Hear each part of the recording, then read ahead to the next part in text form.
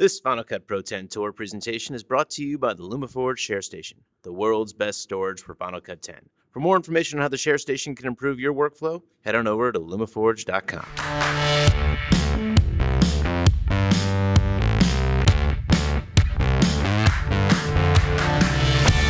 Vamos a conectar brevemente con Mark Bach. Algunos de vosotros probablemente le conozcáis. Él trabajaba como editor en Barcelona, se marchó a trabajar a Los Ángeles. Actualmente trabaja en Audience, que es un canal de DirecTV, pertenece al grupo AT&T. Y Mark allí ha sido clave como editor principal y colorista en ayudar a la cadena a adoptar flujos de trabajo en 4K. Él utiliza Final Cut Pro 10 allí, pero bueno, como comentará seguramente durante la videoconferencia, no todos sus compañeros lo utilizan. Y bueno, yo creo que va a ser una conversación interesante, curiosa y divertida. Espero que también. Os voy a dejar ya con Iñaki, que creo que ya tiene a Mark, o debería tenerlo en FaceTime. Hola Mark, ¿me oyes? Un aplauso para Mark. A ver si lo oímos. Buenas tardes. Bueno, buenos días, que tú estás en Los Ángeles. Buenos días, aquí sí. Empiezo por la actualidad pura y dura. Final Cut 10.3, ¿qué te parece? ¿Cómo te ha gustado, no te ha gustado? ¿Lo estás utilizando ya? Cuéntame un poco. Bueno, sí. Sí, lo estoy utilizando ya. Yo me dedico aquí, soy un colorista en un canal de televisión que se llama Audience y uso Final Cut y Resolve para entregar de 2 a 3 horas de contenido cada semana. Y desde el primer día, de hecho, desde el viernes ya es cuando salió el update. ¿Fue el viernes o el jueves? El jueves me parece fue, sí. Ya lo usé para entregar un programa. Joder, no he ido, Anda, que el miedo es tu apellido, macho, peligro. Hay bastantes características nuevas. ¿Cuál es la que más te ha gustado? A ver, están las principales, las grandes, que son lo de los roles y todo esto, para poderlos organizar, lo que se llaman los lanes, los carriles en español, como no sé cómo lo traduciréis, pero... Yo tampoco lo sé todavía. Pero hay muchas cosas pequeñitas que pasan desapercibidas que son muy interesantes, como por ejemplo puedes usar un monitor Thunderbolt como video out sin tener que usar ninguna tarjeta, o puedes copiar y pegar timecode, con lo cual cuando tienes muchas notas puedes copiar y pegar directamente en el timecode como se puede hacer en cualquier otro NLE. Y hay un mogollón de esas cositas pequeñas que si lees el PDF que está en Apple... O sea, antes les he hablado del PDF, que son 70 y pico características diferentes. Sí, que si vas a las principales te salen como 15, pero si luego lees eso hay como 70 o 80. Me decías que estás trabajando en un canal de televisión. ¿Qué tipo de proyectos estás haciendo ahora? Es un canal de televisión en el cual tenemos un departamento interno en el cual hacemos... La gran mayoría de cosas son promociones de otros shows que compramos desde fuera, como por ejemplo puede ser como Prison Break o 24 o shows de estos que hacemos reruns, o otros programas que sí que hacemos enteramente nosotros aquí. Entonces, estos programas pasan algunos internamente y yo me dedico a hacer la corrección de color, y son programas como por ejemplo shows de música de 1 hora de duración, tenemos otros que son entrevista y performance de un grupo famoso, luego tenemos uno que se llama Undeniable, que es un show multicámara de una entrevista entre 2 personas, una celebridad de los deportes con un presentador famoso de los deportes. Luego tenemos otro que se llama Full Circle, que es de 30 minutos de drama con guión.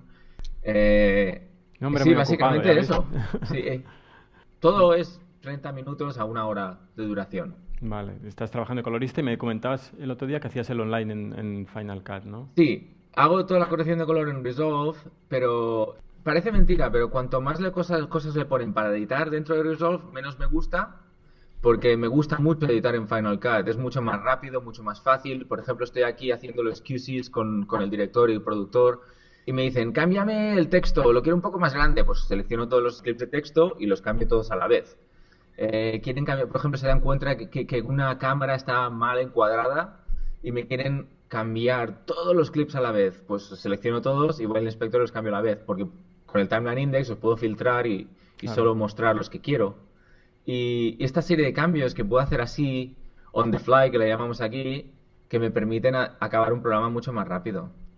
También me comentabas el otro día, que esto era bastante gracioso, que los editores que están en la pared de tu derecha, creo, o de tu izquierda, Sí, aquí. que no editaban en Final Cut 10, ¿Qué dinámica tenías con ellos? Porque tú les enseñas, supongo, y les dices, oye, mira, mírate esto. Sí, aquí pasó una cosa que cuando salió en Final Cut 10.0.9, que todavía no existían ni en las librerías, internamente todo el departamento se vio forzado a cambiar al 10. Y lo que pasó fue que, claro, era un poco difícil entenderlo con esas dos carpetas que existían antes y no se podía compartir proyectos fácilmente y júntalo todo con el timeline, ¿sabes? Magnético y todo esto y era un poco complicado para ellos. Entonces se les dio la libertad, porque estaban retrasándose con el trabajo, de volver a Final Cut 7. Y luego por detrás empezaron algunos a meterse en Premiere y todo esto porque estaban instalados ya directamente, como teníamos Creative Cloud. Empezaron a usar Premiere porque, claro, les supuso un cambio sin ningún tipo de adaptación. Claro que también lo que pasa es que cuando no tienes ningún cambio, no hay ninguna mejora. Y algunos editores sí que cambiaron a Final Cut 10, viéndose pues que empezaron a editar un poco más lentos al principio, pero luego se adaptaron. Y lo que ha pasado hoy en día es que estos editores que cambiaron a Premiere, aunque les enseñes lo mejor del mundo, que es el feature que dices, es que mira, con esto, es que no entiendo cómo no puedes vivir sin esto, ¿sabes? Aunque se lo enseñes, no lo quieren ver. Es como que sí, pero es que no, es que, mira, es que no hace esto, otro que... Y dices, bueno, esto se puede solucionar de esta manera. No lo quieren ver. Entonces, el mayor problema que hemos tenido aquí no es el programa en sí, que no tenga un requisito u otro para poder acabar un programa o no. Es el factor humano, lo que hay entre la pantalla y la silla, que se resisten a cambiar para una cosa mejor. Tú utilizaste pronto, ¿cómo viste la adopción, bueno, la aparición y la adopción de Final Cut? Porque tú eres early adopter, tú te pusiste con él muy pronto. Sí, cuando se hizo la keynote y vi a Randy Jubilos hablando de Final Cut y todo esto, me pareció muy bien, pero siempre lo vi un poco verde y dije yo, tiene cosas muy prometedoras, pero como todo software en el mundo mundial, será la versión número 1 y hay que ir con cuidado con eso. Entonces cuando salió la definitiva que todo el mundo podía tocar, la usé un par de veces y dije yo, bueno, esto está bien, promete, pero no lo puedo usar ahora directamente, necesito multicam y una serie de cosas, ¿no? Me esperé unos 3-4 meses, me parece que fue lo que tardó en salir la versión con multicam, o me parece, si fueron 4 meses. Y entonces la probé y dije, coño, esto empieza a estar bien. Lo primero que me pasó fue que lo que le pasa a todo el mundo, ¿no? Que luchas contra él, quieres hacer cosas como las hacías antes y tienes que desaprender lo que sabes para aprenderlo en la forma que tiene que hacerse, ¿no? Entonces hay esa resistencia y tuve que pasarme, me dieron un proyecto que estuve forzado en hacerlo en Final Cut 10 y fue ese mes que estuve trabajando en él que me fui adaptando sin darme cuenta, peleándome cada día, es que esto, es que lo otro, es que no me gusta, que no sé qué. Entonces, al cabo de un mes, me dieron un proyecto en Final Cut 7. Y cuando abrí Final Cut 7 dije, aquí sí que estoy cómodo, aquí me sé todos los atajos de teclado, sé todo cómo funciona. Entonces me di cuenta que digo, coño, si estoy haciendo 3 clics más que antes, si esto es más difícil de hacer que antes, si esto tengo que renderizarlo para verlo, una serie de cosas que no me había dado cuenta en la última semana de trabajar con Final Cut 10, que todo ya empezaba a ir fluido, no te das cuenta, pero te estás adaptando. Y luego fue el cambio al viejo que me di cuenta que eso era el futuro. Y eso era la versión 10.0.4, me parece que era. Y desde entonces ya dije, ya no vuelvo para atrás. Todo lo que pueda empezar yo desde cero, lo voy a empezar con Final Cut 10. Estupendo, muy bien. Es bonita la historia, casi, jo, así no me ha dejado. Sí que es verdad que es un poco... Muy arriba. Sí que es verdad que bueno, todos hemos pasado por el periodo de adopción. Y es curioso lo que dices tú de la vuelta atrás. Volver a abrir el Final Cut 7, o yo también me he visto trabajando en Premiere no hace mucho también, y de golpe dices, Dios mío, ¿qué está pasando aquí? Soy prisionero del timeline. Pistas, Dios mío, fuera. Entonces, existe, ese estado mental existe más allá de la transición, sí que es verdad. Ya para ir acabando, Marc, 2 cositas. Una, has hecho una peli. No hace demasiado estuviste liado con una película. La has montado en Final Cut 10. O sea, el del año pasado trabajé editando una película, la hice yo toda solo. La editamos en 5 semanas. Es una película que salió en iTunes hace un mes, un mes y medio, en septiembre salió de este año. Y se editó en Final Cut 10. La película... es un thriller de esos de slasher killer que llaman, ¿no? Slasher como slasher, la típica película de Viernes 13, que hay un asesino que mata a todos y todo el rollo este. Usamos Sync and Link para sincronizar todo. toda la postproducción, todo lo que fue la edición de la película fueron exactamente 5 semanas. O sea, fuimos volando. Era imposible mirar atrás, era solo tira para adelante, no pares. Fue una experiencia bastante especial primero porque estaba yo solo. Tuve un asistente editor al principio cogiendo todo el material del set y montando las escenas un poquito y sincronizando los clips, pero ya una vez se acabó de rodar estuve yo solo esas 5 semanas.